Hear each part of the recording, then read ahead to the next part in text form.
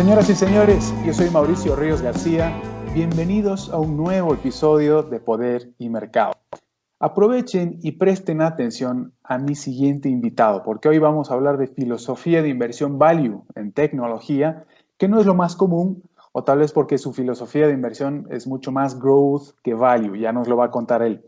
A quien hoy tengo como invitado es Flavio Muñoz, presidente de Andrómeda Value Capital en Madrid, España, considerado definitivamente como uno de los mejores fondos españoles, me desmentirá él, en los últimos 5 años.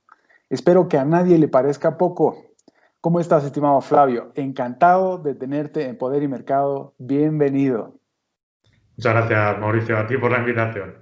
Sí, Mira, bueno, 5 años, hay que decir que el fondo lleva 5 años, o sea que tampoco no llevamos claro, tiempo. correcto. Ya te pregunto ahora. Por cierto, ¿cómo has llevado esto del virus? Porque he visto que en España ha sido especialmente complicado el asunto. Bueno, te lo pregunto como gestor de fondos y también en lo personal, ¿eh? Ha sido especialmente particular en España. Sí, bueno, al final yo creo que ya como somos animales de supervivencia nos adaptamos a todos, a todo. A ver, yo personalmente no lo he llevado mal, tampoco a nivel de trabajo. Creo que lo que más nos ha molestado al equipo ha sido, porque al final nosotros, claro, somos tres y estamos todo el día juntos, entonces había muchísima comunicación.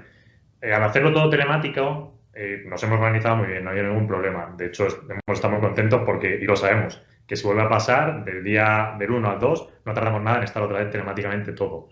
Es más, de hecho, de los tres que estamos, uno todavía sigue bastante más telemático. Pero al principio notábamos alguna fricción de esa comunicación, que nos costó un poco el organizarlo y tal. Y sí que lo noté, sobre todo como el primer mes. Creo que alguna idea fluía un poco menos. Pero bueno, ya al final nosotros utilizamos mucho Slack como herramienta de comunicación y luego también con Zoom y tal. Entonces, creo que nos hemos organizado bastante bien para ver todo lo que estaba trabajando cada uno. Luego también tenemos un sistema de reporte de qué está haciendo cada uno. Entonces, es interesante porque, sobre todo cuando analizamos compañías, nos gusta que los tres pues tengamos la misma visión, ¿no? Que uno esté trabajando en una cosa y los otros dos se pierdan un poco y tal. Entonces, creo que eso ha sido un poco lo más difícil, un poco de la pandemia. El resto, pues bueno, acostumbrarse y ya está. Bueno, me alegro. Enhorabuena en todo caso. Bueno, mira, quiero ir directo al grano. Desde luego, entre los varios motivos por los que he querido conversar contigo, son las extraordinarias rentabilidades, porque es cierto, que han estado logrando con Andrómeda. Cuéntame primero cuánto tiempo llevas gestionando el fondo, ya sabíamos 5 años, cómo ha ido creciendo el patrimonio bajo tu gestión directa, cuántos partícipes tiene y claro, insisto, las rentabilidades. Cuéntanos un poco al respecto. Bueno, pues long short story, como dicen. El fondo lo fundé, en realidad el fundador fui yo, porque al principio empezó con muy poco patrimonio, que de hecho, no te voy a engañar, era patrimonio mío, algún familiar y algún conocido, o sea, empecé muy poco. Lo que pasa es que, bueno, yo venía en una gestora española, que es Bestinver, que es bastante conocida, estuve analista y, bueno, a raíz de que Bestinver hubo ciertos cambios y tal, y además que yo también tenía mi interés particular de en algún momento hacerlo por mi cuenta y tal, pues bueno, opté por la oportunidad y dije, pues lo hago ahora o si no, no lo hago nunca. Entonces, bueno, me lancé con ello. Entonces, nada, al principio empezó con un capital muy pequeño. Empecé en julio de 2015, con lo cual pues ya llevamos 5 años y 2 meses. Y luego ya fue un poco de ir haciendo el trabajo, de que el fondo fuese creciendo.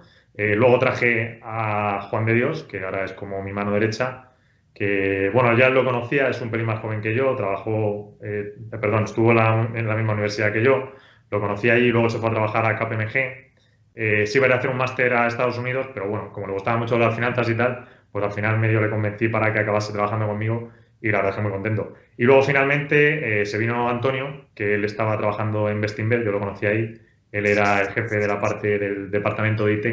Entonces, como nosotros hacemos muchísima tecnología, pues él no se mete tanto en la parte de valoración, que creo que se queda un poco más fuera de su campo, pero todo lo que es probar productos, conocerlo por dentro y tal, pues evidentemente él acopla bastante bien. Y además que como ya sabía un poco la filosofía de cómo era el trabajo, de esta idea de comprar las compañías, de esperarte un tiempo y tal, pues el fit ahí venía bastante bien. Entonces no fue muy complicado. Él también vamos, le gustó el proyecto tal y al final pues se vino también.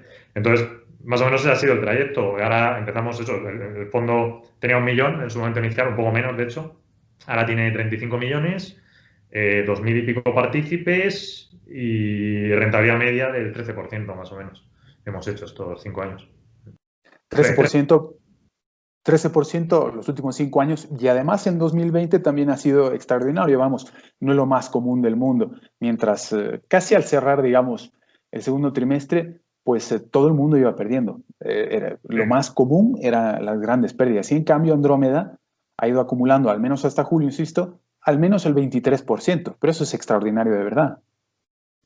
Sí, a ver, de hecho, fíjate, yo creo que no es tan conflictivo, o al menos para mí la sensación, no me está siendo tan difícil a nivel inversión el año 2020, como fue 2018. Creo que 2018 fue peor año. O sea, a ver, nosotros no fue bastante bien, porque el problema de 2018 es que el último trimestre, bueno, hubo unos movimientos de la Fed que dieron bastante dudas al mercado y el mercado se desplomó. Llegó a caer prácticamente un 20. Entonces, creo que ahí fue todavía hasta más rápido que este año y creo que con menos visibilidad, porque este año sabes que había un virus. Pero aquello fue pura política económica que creo que a la gente le pilló muy con el pie cambiado. Y pues nosotros también acabamos, o sea, ese año acabamos bien, acabamos con rentabilidad positiva y demás, pero creo que como año complicado, ese me da la sensación que fue más difícil que este, porque bueno, a ver, nosotros también trabajamos con mucho movimiento de liquidez, eso no tenemos problema, en plan, si tenemos que irnos mucho a liquidez o estimamos que lo contrario debemos estar más invertidos. Entonces, esto del virus, pues la verdad es que más o menos lo vimos venir un poco. Tenemos o estamos muy metidos en compañías de semiconductores en Asia. Entonces, hablando con fábricas, pues nos decían los problemas que habían. Entonces, la verdad es que en febrero teníamos un poco esta duda de qué podía pasar. No esperábamos que fuese a ser exactamente lo que ha evolucionado a día de hoy, pero veíamos problemas muy graves. Entonces empezamos a utilizar bastante liquidez, a soltar inversión y luego vino lo que vino. O sea que, bueno, la verdad es que lo hicimos bien. Cuéntame un poco cómo lo estás logrando, cuál es tu filosofía de inversión. Pero, a ver, hablaste un poco de Bestinver. Empezaste como analista en Bestinver, estuviste alrededor de 2 años ahí. Es una gestora, para quienes no saben, que se caracteriza por aplicar el value investing casi puro y duro, ¿no? Vamos. No sé si a niveles dogmáticos, ¿no? Vamos, ahora vamos a hablar de eso también.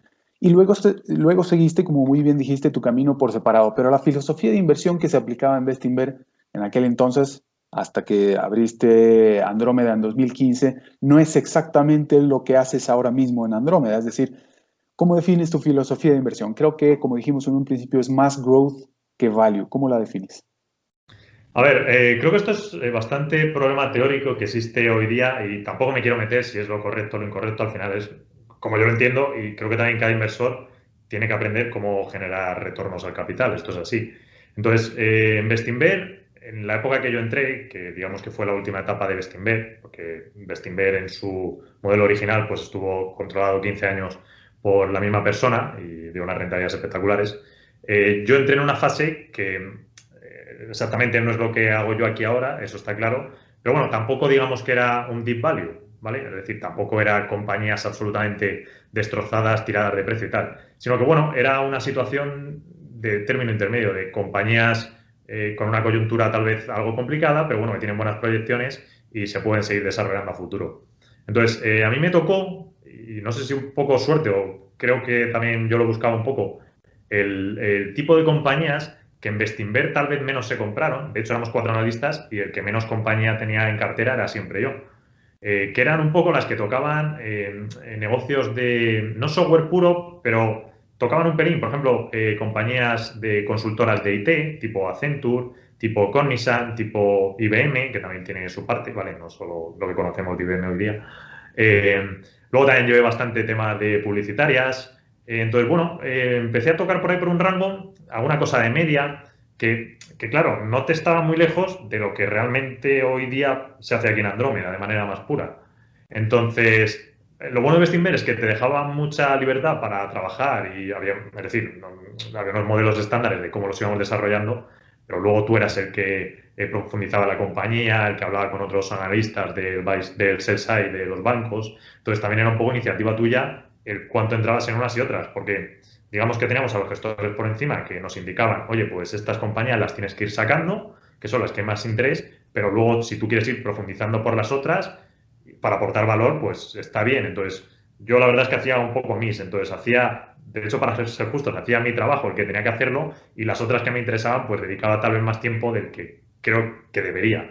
profesionalmente, pero como nadie me decía nada, pues yo lo hacía. Y bueno, creo que era bueno en realidad. Entonces, de hecho, pues bueno, Accenture sí que entró en cartera y tal.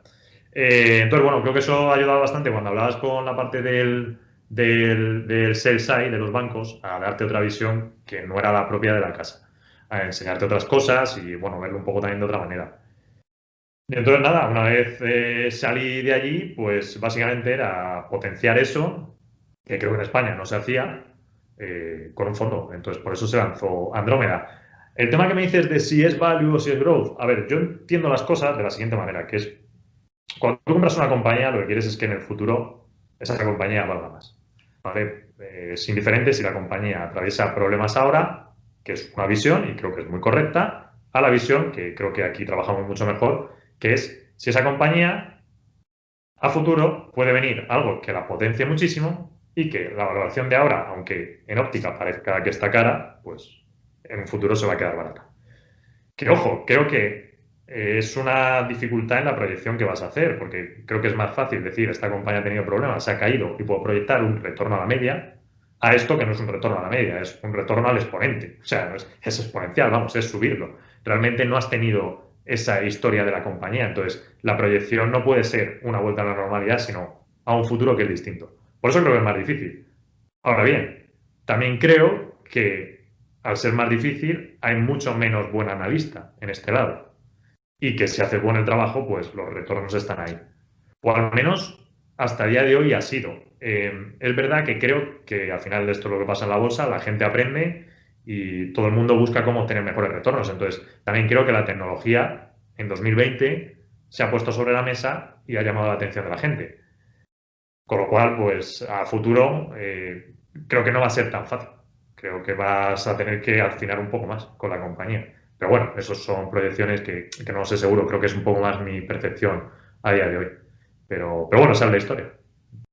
Sí, de acuerdo. Bueno, no sé si al final es lo más útil del mundo tratar de saber si lo mejor es irse por el lado growth antes que por el value y demás. Creo que al final el espíritu está en hacer inversiones más conscientes, racionales, hacer un análisis profundo de aquello que se está comprando y no simplemente por la tendencia y demás. Ahora entramos en eso. Más temprano mencionaste, por ejemplo, un factor sumamente importante, creo que es importante en general como la macro. Mencionaste la Reserva Federal y algunas políticas que adoptó en 2018 que terminaron afectando. Pero a fin de cuentas, creo que tu filosofía de inversión no se fija tanto, primero, en el corto plazo y al mismo tiempo la macro, es decir, no estás pendiente de, por ejemplo, el Twitter de Donald Trump. ¿Cómo influye, cuánto influye o si no influye en absoluto la macro en tu método de análisis y finalmente tu filosofía de inversión? No, la macro no te influye nada, realmente, o sea, en ninguna. A ver, el único lado que sí que tenemos que prestar atención, y no te diría, o sea, una cosa es que no influya y otra cosa es que no la controles o que no estés pendiente, que son cosas distintas, ¿eh? Que no nos influya no significa que no estemos atentos a lo que está haciendo la Reserva Federal. Eso quiero dejarlo claro. Pero donde sí que te puede influir un poco más, aunque no es macro puro, es un lado del macro, es, por ejemplo, la parte de semiconductores. Porque ahí sí que es una cuestión muy cíclica de cómo está la dinámica. Entonces, a ti no te vale decir, voy a comprar una compañía de memorias de semiconductores si no sabes cómo están los ciclos generales. Porque van a acompañar del ciclo. Entonces, ahí sí que tienes que estar atento y tienes que entenderlo. Evidentemente hay cosas que afectan. Por ejemplo, todas las relaciones Estados Unidos-China en esto tienen un peso fundamental. Entonces, hay cierto factor ahí. No te voy a decir que vayas a reaccionar a una noticia de esas porque no es lo correcto, sí, más bien que tienes que ponerte, ¿no? O prever qué tipo de reacciones pueden pasar aquí. Pues si sabes que hay tensiones China, Estados Unidos a día de hoy, por ejemplo, lo estamos viendo en TikTok, pues tienes que prever que algún tipo de cosa de estas pueda devenir. Por ejemplo, no es extraño saber, se sabe que China está haciendo mucho trabajo en I+D en desarrollar sus propios componentes de semiconductores. Entonces, vas a tener una fricción a futuro. Alguna vez te van a dar problemas, entonces esas cosas tienes que controlarlas. Entonces ahí sí que tienes que saber la macro. En general, en las inversiones, a ver, el tipo de interés un poco arriba, un poco abajo, tampoco afecta tanto. Tampoco afecta tanto. De hecho, en el largo plazo, pues más o menos se te diluye. Otra cosa es que me digas, no, es que la Reserva Federal te ha cambiado el cero al 2% en una subida de tipo. Bueno, eso es una cosa distinta, claro. Pero estamos hablando de los movimientos hoy día se hacen al 0,25 y ya están muy anunciados. Entonces, pese a que los días que te habla la Fed se te mueva un poco el mercado, no suele ser tan decisivo.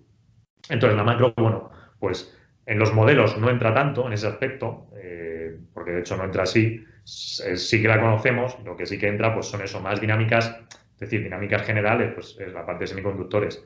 O si estás con un mercado que está creciendo mucho, pues ese mercado en concreto, saber por qué se está apoyando, por qué puede estar creciendo y tal. Pero es una línea de la macro, no es toda la macro. Entonces, creo que nuestro análisis es más down-up, ¿no?, que top-down. Pero bueno, más o menos. Sí, de acuerdo. Bueno, tú no eres de los que tienen que estar preocupados justamente con el corto plazo, es decir, no tienes que controlar las emociones al momento de invertir, fijándose en los índices a diario y demás. Pero bueno, volvamos un poco al asunto, volvamos un poco más a lo tuyo. Tú ya tenías un foco de inversión en las tecnológicas mucho antes de que fuera, digamos, cool, mucho antes de que estuvieran de moda, mucho antes de que llegaran las cuarentenas masivas y forzosas por el coronavirus este año, que las han llevado a cotizar como nunca antes en la historia. Pero justamente por esto te pregunto, de acuerdo a principios, tanto value o growth, sino más bien el espíritu que tiene aquella metodología de inversión, ¿no es más bien un problema que las tecnológicas en general y ahora mismo estén de moda? A mí no me gusta, ¿eh? Pero te lo digo desde el ámbito que creo que me hace la vida más fácil si no hubiese esto, porque sería más fácil encontrar muchas más cosas, habría descuentos mucho más claros en el mercado. Creo que esto te hace afinar todavía más y creo, aunque también va por temporadas, por ejemplo, ahora es más difícil encontrar ciertas cosas. De hecho, algunas tecnológicas pues están en el rango muy alto, muy apretado. Aunque bueno, ahora se tienen a corregir, entonces. Pero bueno, tienen lo que llaman los ingleses pockets, ¿no? Es como bolsillos, zonas que a una pequeña punto pues puede estar ahí muy subido, pero bueno. Entonces, a ver, yo para mí es eso, es más fácil si no hubiese tanto interés que ha catalizado. Un lado bueno, porque sí, te ha metido mucho crecimiento a la cartera, eso está bien. De hecho, pues la rentabilidad es consecuencia de ello. Por otro lado, pues a futuro te hace un poco más difícil. Pero tampoco creo que es la óptica general. Vamos, creo que es un error, como lo está viendo alguna gente, que si estamos en burbuja o que si por el hecho de estar ahora, pues tiene que haber una rotación completa a otros sectores, entonces la tecnología no te vaya. Creo que no es así, es decir, hay compañías en el ámbito tecnológico que creo que tienen proyecciones muy buenas a futuro. Entonces los retornos van a estar ahí. Otra cosa es que algunas en concreto, como digo, pues sí que han subido más de rango. Pero es una cosa más de compañía por compañía. Tampoco creo que sea todo el sector en general.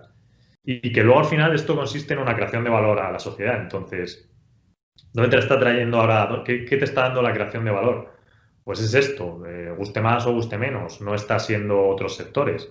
Que estoy totalmente abierto a que otros sectores puedan entrar en juego, pero no lo estoy viendo. Es decir, lo que estamos demandando como sociedad es esto, lo que se está demandando en otros aspectos, pues telemedicina, es temas de cambio climático, ¿no? ESG, todo el tema de sostenible. Entonces, otros sectores, pues me cuesta mucho ver cómo van a meter ese valor a la sociedad si no es por una pura reversión a la media. Creo que la única de las Big Tech que no tienen en cartera en Andrómeda es Apple, ¿no es cierto? Pero al mismo tiempo tengo la impresión de que no es que Andrómeda se caracteriza por invertir en las FANG, es decir, no es un fondo de las FANG, ¿no? A pesar de que tienen FANG en cartera. También sé que tiene una inclinación fuerte hacia los videojuegos y consolas como PlayStation, Xbox, por ejemplo. ¿Cuáles son las principales posiciones que tienen ahora mismo en cartera? Pues bueno, lo de las fan sí que es cierto, es decir, tenemos las fan, las que las tenemos no por obligación ninguna, sino porque estimamos que es lo correcto tenerlas. O sea que, vamos, no es totalmente diferente si son fan o no son fan o como se llama, es decir, los retornos están ahí y las tenemos. Entonces, eso por un lado. Respecto a lo que dices de las compañías principales, bueno, no te puedo decir exactamente alguna porque todavía estamos en el periodo de silencio hasta que acabe el trimestre, entonces estoy intentando hacer un poco memoria de cómo acabaron en junio porque sí que hemos tenido algún movimiento de alguna que subió mucho o pesaba y le hemos restado y otras que habían caído un poco, entonces han subido. Pero bueno, en líneas generales, más o menos lo que hemos mantenido un poco durante la pandemia es toda la parte que de hecho estas realmente no son tan tecnología, son bastante más tradicionales. Es entramos en Visa y en Mastercard en su momento y más o menos siguen en el rango alto de la cartera igual que Square y PayPal, que ya las teníamos, pero bueno, ha sido un poco la ola que a grosso modo se entiende del pago digital. El pago con monedas pues se está reduciendo y el pago digital se está apoyando mucho. Y en Estados Unidos encima tiene ciertas particularidades porque lo que es las ayudas estatales pues se están entregando a través de Venmo y Square App, que son dos plataformas que pertenecen a PayPal y a Square. Pero bueno, a Visa y a Mastercard en líneas generales también va a ayudar la situación y bueno, por eso entramos. Y luego ya es una cuestión de las de software, pues algunas que habían corregido un poco y se han vuelto más baratas, les hemos subido y otras que habían subido ya demasiado, entonces les hemos quitado un poco. Aunque bueno, ahora septiembre nos está dando otra vez la oportunidad de volver un poco en algunas. Entonces, y bueno, sí, Amazon también sigue por ahí arriba en Microsoft, que esas más o menos están ahí. Y bueno, esa es la cartera, un dibujo. Ah, y las de videojuegos que me has dicho. Sí, esas sí, entre medias. Las de videojuegos más o menos las tenemos entre medias. Entramos en CD Projekt en el trimestre pasado, a finales, y con muy poco de posición. Y este trimestre, un pequeño hueco que tuvimos que cayó un poco, le subimos un poco el peso. Pero bueno, que más o menos la cartera está así. O sea, tampoco los cambios que ha habido son por pesos. O sea, ¿no? Para muchos inversores y analistas del tipo value tradicional, llamémoslo así, a lo Benjamin Graham, Fisher, Munger, Buffett y demás, existe un sesgo, creo, hacia la valoración de activos tangibles. Algunos dicen al respecto que el problema está más en que se suele confundir, como mencionábamos más temprano, el valor como simple factor estadístico y contable y no el valor como metodología de inversión. ¿Qué piensas más o menos tú al respecto? O al revés, te replanteo la pregunta. Si yo, por ejemplo, soy un inversor que tengo la posibilidad de invertir contigo, pero no sé absolutamente nada sobre tecnológicas, no sé lo que es PlayStation o Xbox, tengo, qué sé yo, 55, 60 años, ¿cómo me explicarías tú exactamente lo que haces? ¿Cómo puedes valorar algo que yo no puedo ver necesariamente o tocar? O ¿cómo puedes explicarme cómo crees una empresa que no sea, por ejemplo, Coca-Cola? Sí, pues mira, es relativamente fácil. El tema de los intangibles es que crecen a velocidades mucho más rápida que los tangibles. ¿Por qué? Porque los tangibles tienes que desarrollarlos. Los intangibles pertenecen más a la parte de la psique humana. Entonces, ¿cómo valoras una marca que tú no conocías, pero que en 5 años estás utilizando masivamente? De hecho, un caso muy típico de este año es que la gente en enero no conocía Zoom y ahora parece que todo el mundo conoce Zoom. Entonces, eso es lo interesante de un intangible. Que no lo puedas tocar, es verdad que tiene esa fricción mental, que parece que se te escapa, que no lo tienes controlado, pero realmente es donde los crecimientos más interesantes de la humanidad se han aportado, en los intangibles, no en los tangibles. Sobre todo en la sociedad de hoy día. Si me hablas de la sociedad medieval, pues te justificaría lo contrario. Pero hoy día no es así. Entonces, estar en lo tangible me parece muy correcto, pero tus crecimientos van a estar limitados. Lo bueno del intangible es que básicamente consiste en copar todas las mentes de todas las personas de este planeta, que son 6.000 millones. Entonces, ninguna compañía logra eso al 100%, pero es un mercado muy amplio. Algo tangible nunca va a llegar a una proyección tan alta. Entonces, creo que eso es lo bueno. Entonces, creo que si detrás de tu... Porque algo que pasa con la tecnología, y esto es importante entenderlo, es que todo desarrollo tecnológico se vuelve una commodity. A menos que tengas una licencia detrás, que las licencias con el tiempo también expiran. Entonces, sí, una primera ventaja en una compañía te la va a dar el desarrollo tecnológico, pero tarde o temprano te van a copiar. Entonces, lo que te va a permitir como tecnológica seguir ahí es una justificación de cómo te relacionas con el usuario, qué cuota de mente tiene tu marca en el usuario y al final el valor, la idea de eso, de tu compañía, la percepción que tiene tu compañía. Que dos negocios tengan la misma tecnología, pero que uno haga muchísimo más fácil al usuario su interacción mientras que el otro te lo complique, es una muestra de que uno te va a ganar muy claro respecto al otro. Entonces, sé que pueden ser que los valores cualitativos que justifiquen esta inversión parezcan un poco más complicados que el ir y comprar una tierra porque están los girasoles plantados, pero realmente hay justificaciones muy claras ahí. Entonces, si sabes verlos, esos valores se pueden cuantificar y una vez se puedan cuantificar, se pueden medir lo que pueden generar a futuro. Correcto. Mira, a mí me llama un poco la cuando estoy asesorando o hablando con algún cliente o cliente potencial en la toma de decisiones de inversión, hablo de determinado gestor o fondo independiente y me pregunta qué empresas tienen cartera, por ejemplo. Yo le respondo, por decir algo, Facebook.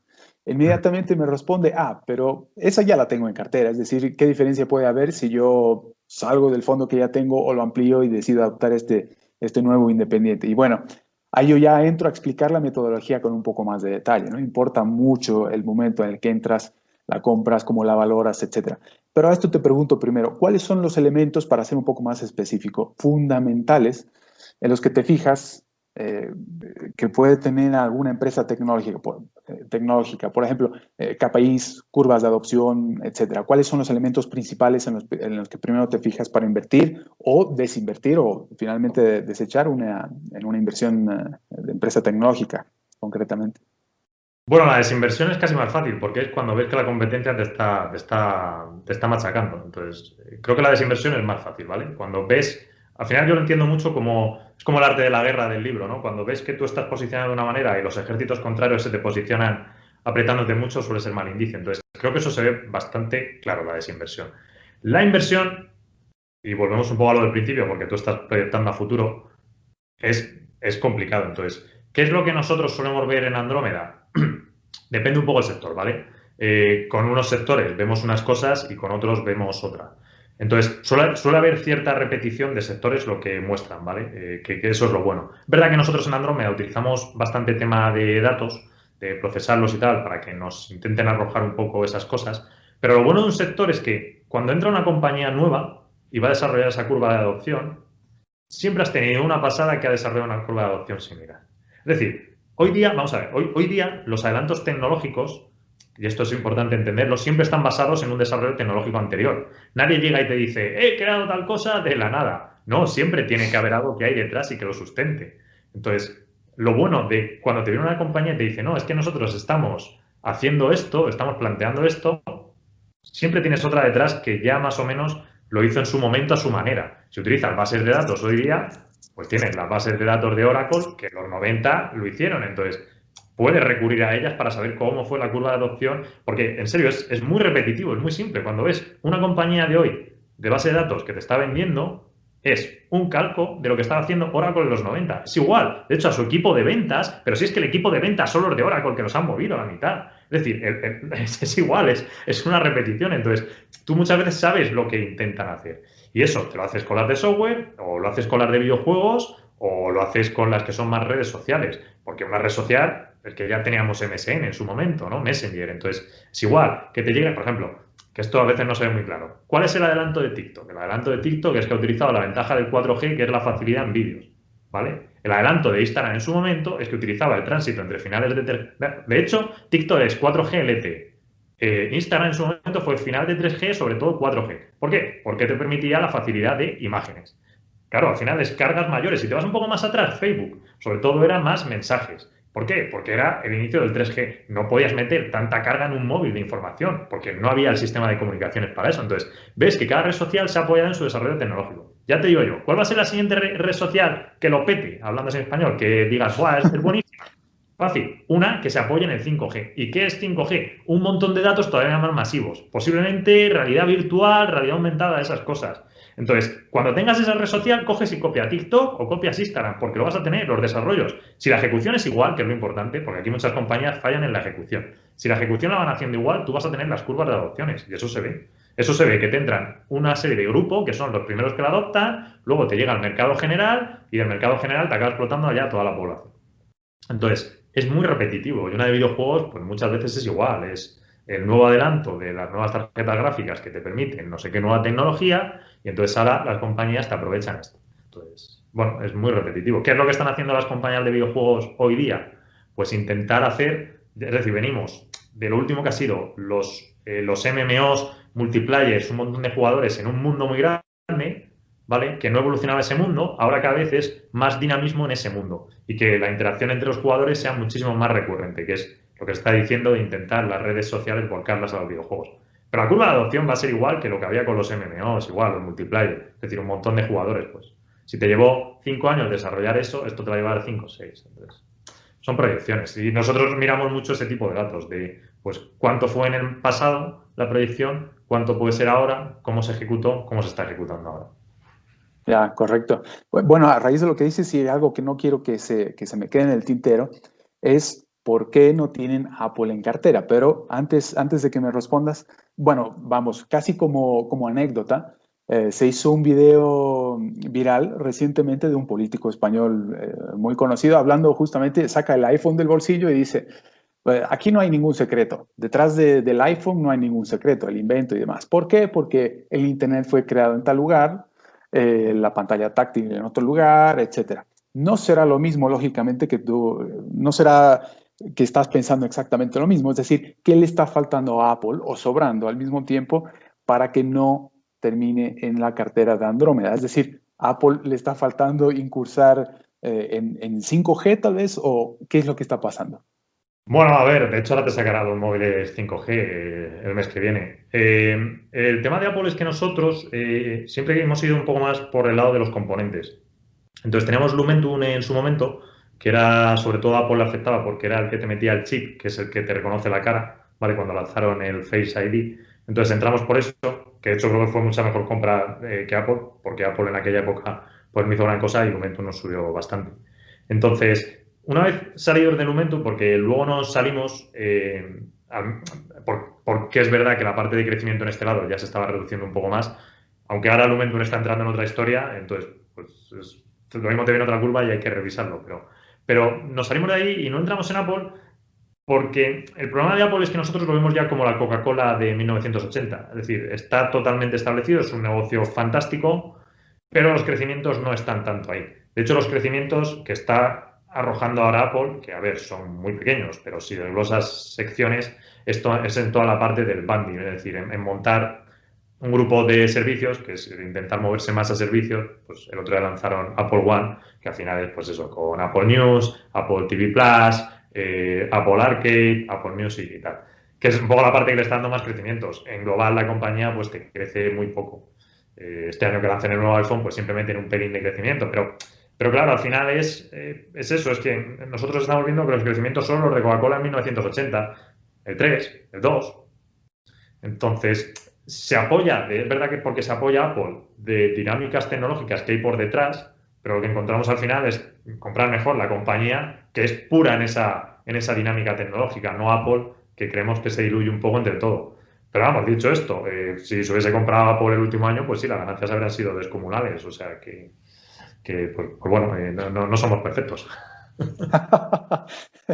Bueno, y a raíz de esto justamente te pregunto, yo he visto varias veces algunos inversores value tradicionales destacadísimos arrepentirse y mucho de no haber entrado, por ejemplo, en Google hace 10 años porque consideraban que estaba demasiado cara y ya vemos cómo ha ido desde entonces. ¿Puedes contarnos sobre algún error de inversión en Andrómeda, alguna trampa de valor en tecnológicas en la que hayan caído u oportunidad que no hayan podido aprovechar? ¿Cuál ha sido? Y al mismo tiempo, desde luego, ¿cuál crees tú que ha sido hasta ahora el mayor acierto en Andrómeda?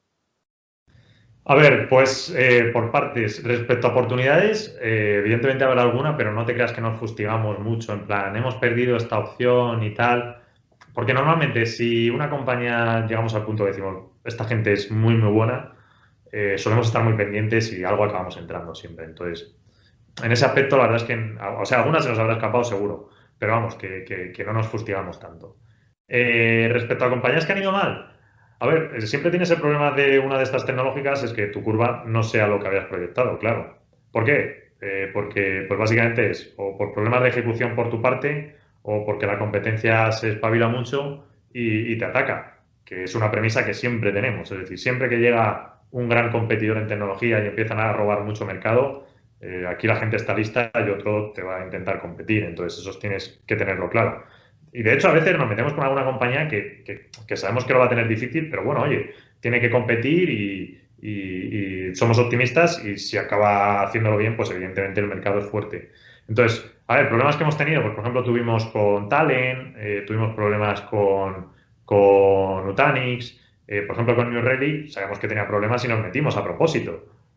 Pero bueno, también creo que esto irá un poco con lo del principio, es decir, la idea de si growth o si value, pues por ejemplo con New Relic entramos, esto es una compañía a ver, para explicarlo fácilmente, lo que hace es que para los servicios de IT, del departamento de IT de la compañía, les da un reporting de datos de la plataforma. Pues hay tantos usuarios, aquí hay usuarios que están teniendo problemas de conexión, esto se les está cayendo cuando acceden a tal página, las cargas aquí no van bien, etcétera. Este tipo de cosas, ¿vale? Entonces, New Relic tiene un producto correcto, no es de los más legacy, no es de los más viejos que hay, ni mucho menos, pero es verdad que respecto a los competidores más modernos, totalmente volcados en cloud, le faltan funcionalidades. Pero tenía problemas, cayó la cotización y nosotros entramos a sabiendas de que esto era así, de que había problemas, de que había competencia, pero la cotización estaba lo suficientemente derribada para que pudiésemos entrar y ganarle algo.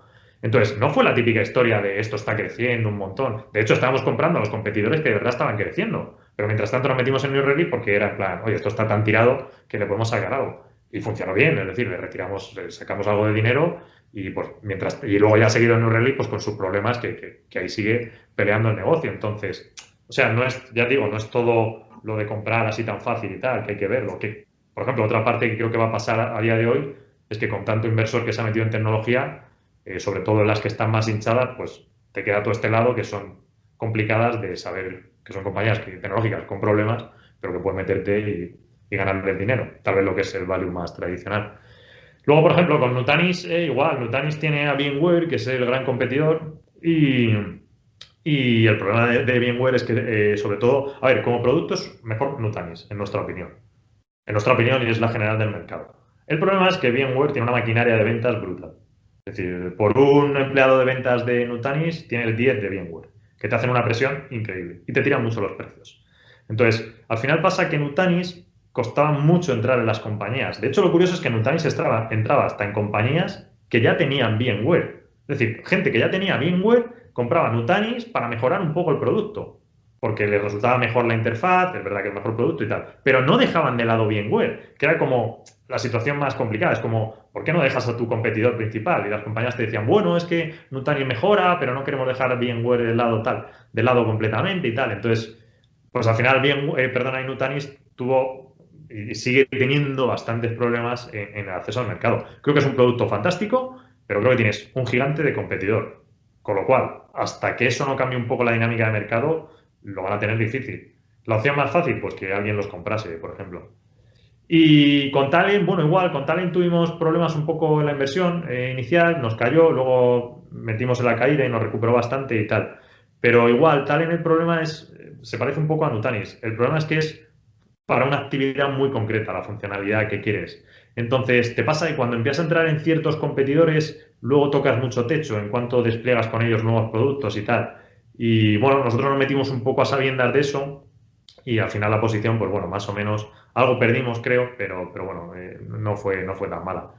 Pero bueno, igual, por ejemplo, ahora tenemos Slack, que Slack le compite Teams y nos metimos a propósito sabiendo que hay una competencia feroz con Teams de Microsoft, pero ahí tenemos Slack y, pues, estamos dispuestos a que compita y bueno, tenemos paciencia, así que veremos.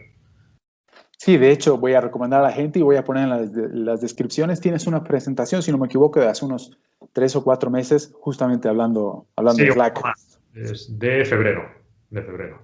Ah, de febrero, sí, correcto. Hubo un evento de Value Investors y además jóvenes, mucha competencia. Nada, sensacional. Lo pongo en las descripciones, promesa. Quería preguntarte, para continuar, ¿qué tanto pueden influir, por ejemplo, las zonas geográficas en tus decisiones de inversión? Me refiero, por ejemplo, a qué tanta diferencia puede haber en la inversión en Amazon y Alibaba, Tencent, JD y demás. La cantidad y calidad de información, por ejemplo, no es relativamente menor en China que en Estados Unidos. Y si es así, ¿cómo lo manejas? A ver, nosotros ahí la verdad es que lo que intentamos, porque luego es problemático en la ejecución, es controlar lo que nos afecta a la parte de Asia, pero no invertir en Asia.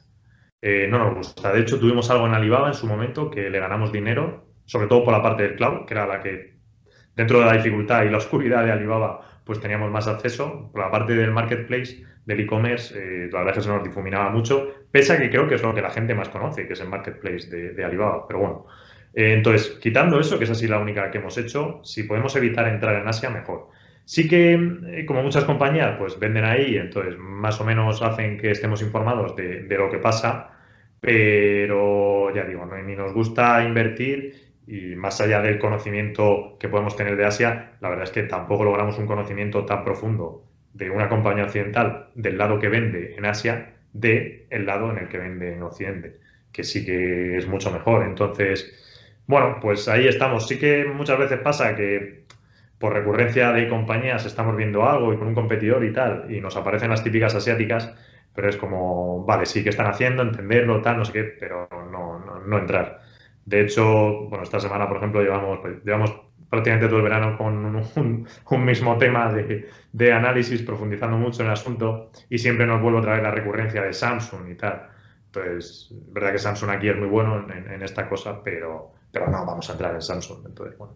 Sí, podemos entrar en un competidor occidental, bien, porque creemos que es mejor, ojo, y si no, pues controlamos la situación muy bien, pero no entramos en nada y ya está. Entendido, genial. Banca. ¿Tú crees que la banca comercial, como la conocemos hoy en día, va a desaparecer gracias al blockchain, por ejemplo, o al desarrollo de Google Pay, Amazon Pay, Apple Pay, etcétera? ¿O van a terminar siendo más bien complementarias? ¿Qué es lo que estás viendo más o menos a futuro? A ver, el blockchain lo encuentro interesante, pero todavía no tiene tantas utilidades, ¿vale? Tiene muchas fricciones, que creo que con el tiempo se pueden acabar limpiando, pero va a llevar un desarrollo largo. Esta gente que estima que de aquí a 2 años ya es todo blockchain y tal, que creo que se ha enfriado ya un poco esta temática, hace un par de años era muy así, pues la verdad es que nunca lo he comprado. Tiene utilidades interesantes, se tiene que adoptar y habrá que ver las que de verdad funcionan y las que no tanto. El resto de la banca se está viendo obligada a adoptar, claro, lo que es toda la banca digital. El problema es que algunos han estado más rápidos ahí y se han llevado cuota. De hecho, pues antes comentábamos PayPal y Square. Por ejemplo, ha sido un fallo. Aquí en Europa ha habido un conglomerado, bueno, un consorcio general de los bancos que ha montado Bizum, que es como un competidor de esto. Es decir, es la idea de que tú hagas pagos desde el móvil de manera rápida, como si fuese un chat, ¿vale? Pero no está tan optimizado como es, por ejemplo, con Venmo, que es que realmente es un chat. Entonces, Bizum funciona muy bien, creo que ha sido un movimiento inteligente de la banca en este aspecto, pero no lo suficiente. ¿Por qué? Porque ellos al final son negocio de banca, no son plataformas digitales, entonces no son redes sociales, es normal que tengan fricciones. Y luego tienes también todas estas nuevas que, bueno, pues aquí tienes la de Revolut en Europa, algunas de este tipo que están intentando hacer cosas nuevas que, bueno, pues que creo que pueden robar cuota a la banca. Entonces, bueno, hay negocio tradicional de la banca, es decir, lo que es una hipoteca, pues te lo va a seguir dando la banca, eso es así, pero sí, las otras cosas está claro que se están robando cuota. Entonces, creo que en el mundo al final esto va a, que es lo que ya se está viendo, un híbrido. Un híbrido, unas se apoyan a otras, la banca tradicional pues se ve algo más presionada, pero no va a desaparecer. Totalmente de acuerdo, me gusta mucho lo que estás diciendo. Pongámosle un poco más de condimento ya antes de ir cerrando más o menos. ¿Qué opinión te merecen, por ejemplo, en general, cosas como Bitcoin o Tesla, hablando de tecnología? Bueno, pues a ver, nosotros tuvimos Tesla hace tiempo, la vendimos en enero, febrero, más o menos. Luego Tesla pues se duplicó, pero bueno, esto es así. Pero sí, o sea, Tesla nos gusta mucho. Han tenido muchísimos problemas en lo que era en la parte de fabricación del automóvil. Con el tiempo se han ido corrigiendo de manera bastante acertada. Creo que ha sido difícil el proceso, pero bueno, está mucho mejor. Están expandiendo las fábricas, con lo cual también es interesante. Y vamos, a nivel general, la verdad es que la compañía está bien. Otra cosa es la valoración que, bueno, sobre todo los máximos a los que ha llegado es un poco más complicada. Pero bueno, o sea, no tengo una percepción negativa de Tesla. De hecho, nunca la hemos tenido en el fondo. Siempre, cuando la gente la criticaba un montón, pues nosotros la apoyábamos. Así que, pero al final tenía que fabricar el coche, así que, claro, nunca fue la primera posición de Andrómeda. Mejor una compañía no tiene que fabricar nada a una que tiene que fabricarlo. Pero bueno, en líneas generales, nuestra óptica de Tesla es buena y los próximos años pues va a ganar cuota, lo va a hacer bien.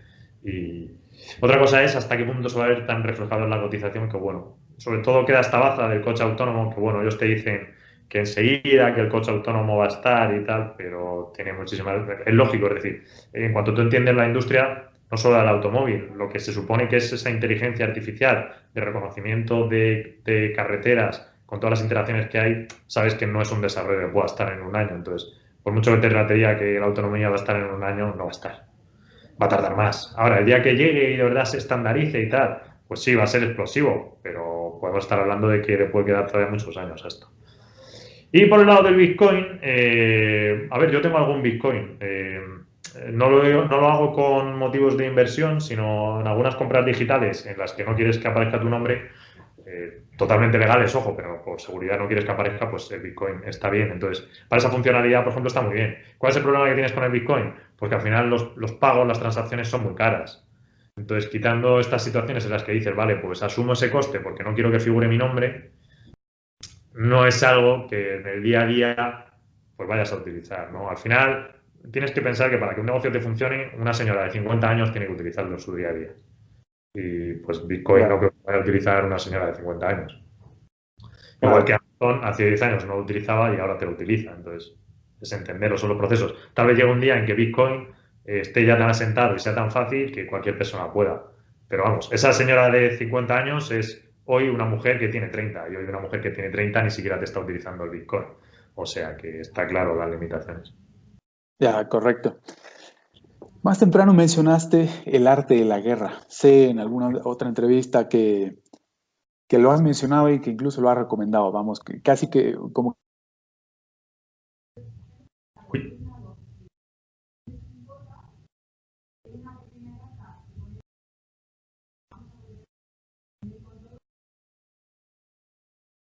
sobrevaloración y demás, no es lo que más te ayuda a invertir.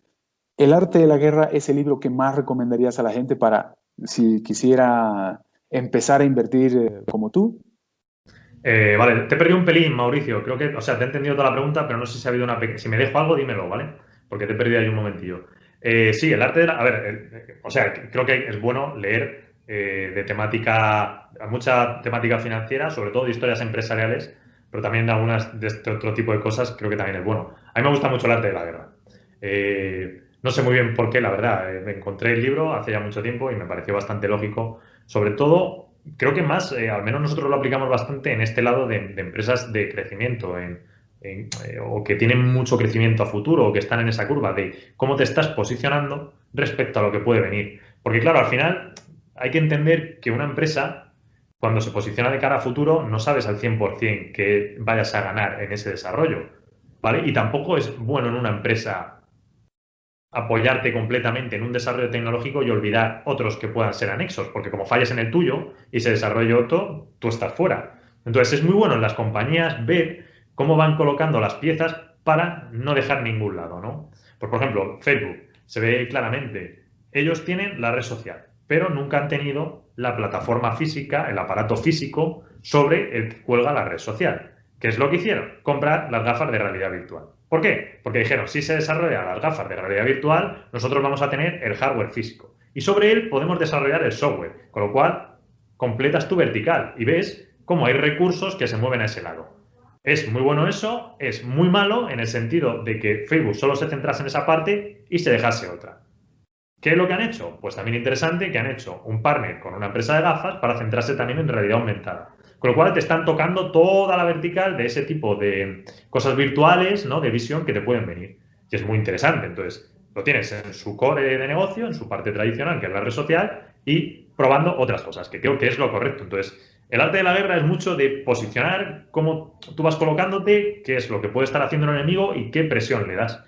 Y también las ejecuciones, a qué velocidad lo estás haciendo, ¿no?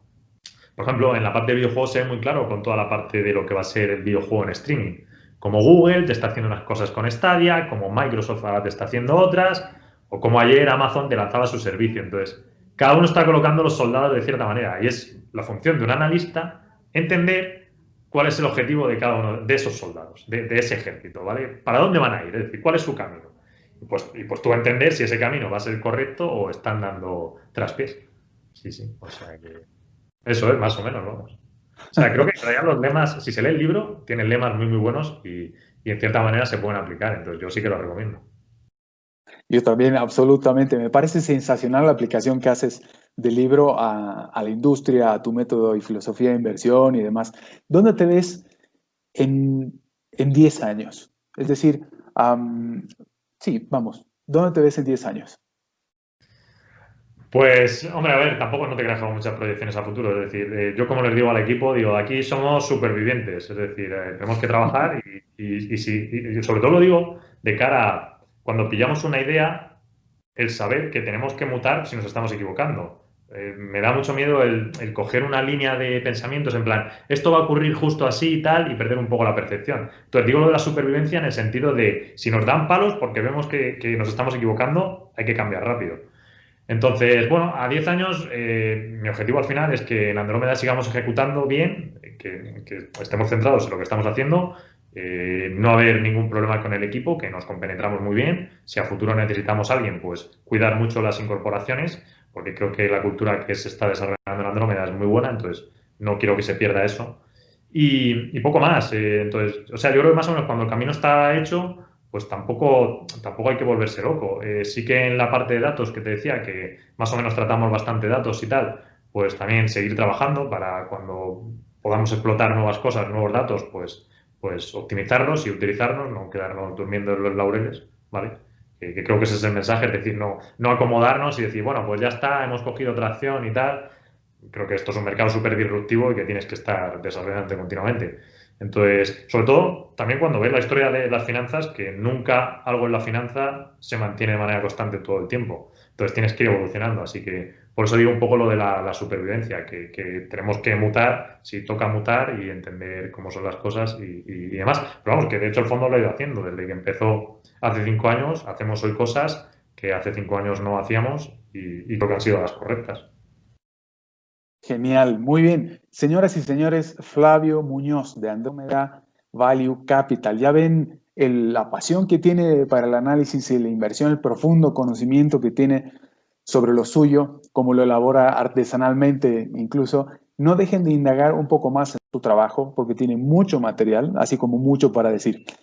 Estimado Flavio, muchas gracias por tu tiempo. Esto ha sido de verdad muy útil y valioso. Espero, bueno, estoy seguro en todo caso que seguirás creciendo tanto y tan bien como hasta hoy, desde 2015 y antes incluso. Así que nada, te mando un fuerte abrazo, a seguir cuidándose y tú y yo seguimos en contacto. Muy bien, Mauricio, pues muchísimas gracias y esperemos que sí, así sigamos creciendo. Perfecto. No dudes y no dudo tampoco. Así que nada, insisto, te mando un fuerte abrazo y estamos en contacto. Chao. Luego.